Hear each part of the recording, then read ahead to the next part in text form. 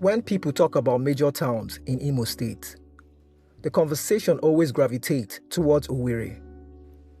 But quietly, almost stubbornly, Okigwe has continued to exist as one of the most strategically placed, historically rich, and misunderstood towns in the southeast. Okigwe is not just another local government headquarters. It is a gateway city, one that connects Imo State to Abia, Enugu, Ebonyi, and beyond. For decades, this strategic positioning shaped its identity, its economy, and even its struggles.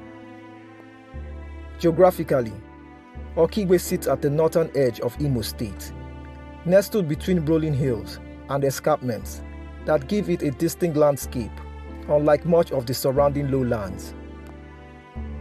These hills are not just scenic. They historically influenced settlement patterns, security, and transportation routes.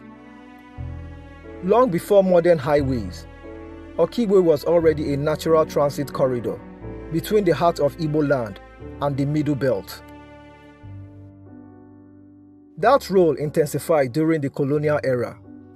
The British quickly recognized Okigwe's strategic value and established it as an administrative and military outpost.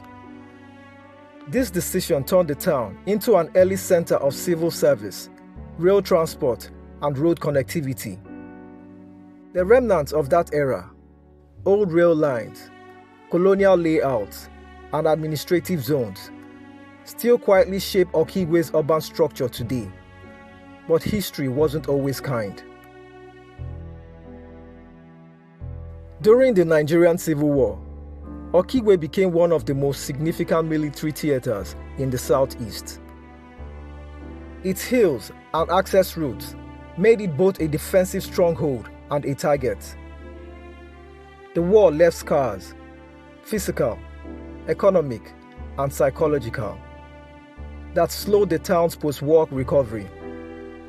While other cities rebuilt faster through state capital status or federal investments, Okigwe had to rely largely on resilience. Yet, resilience is one thing Okigwe has never lacked. Economically, Okigwe has long functioned as a commercial meeting point. Traders from Abia, Enugu, and Imo converge around its market, transport hubs, and roadside economies. Agriculture remains central. Cassava, yam, palm produce, and vegetables dominate surrounding communities, while small-scale trading and transport services form the backbone of daily economic life. However, Okigwe's biggest strength has also been its biggest frustration: movement without retention. People pass through Okigwe every day, but too few stay, invest, or build industries. For years, the town functioned more as a corridor than a destination. This is where the modern conversation begins to change.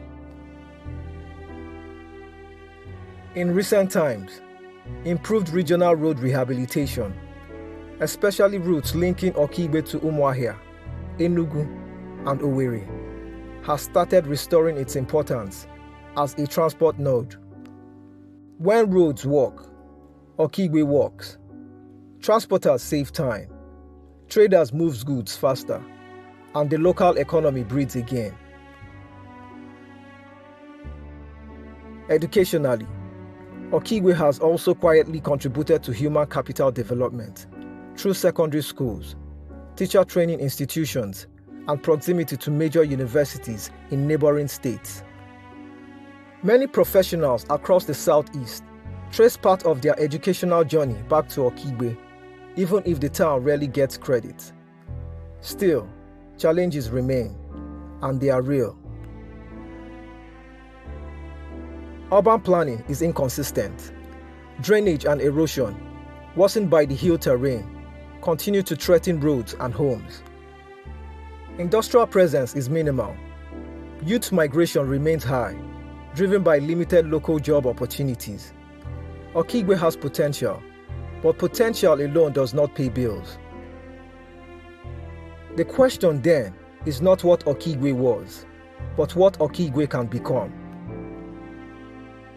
With deliberate investment, Okigwe could evolve into a logistic and light industrial hub for northern Imo and surrounding states.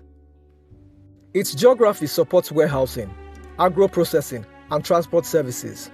Its history supports tourism, war history, colonial heritage, and natural landscapes.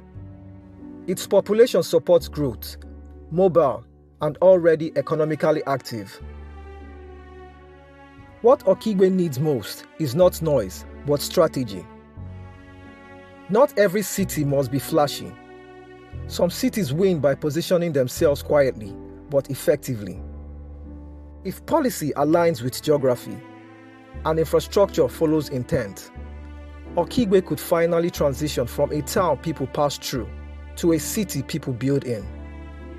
And when that happens, many will look back and realize something important. Okigwe was never irrelevant.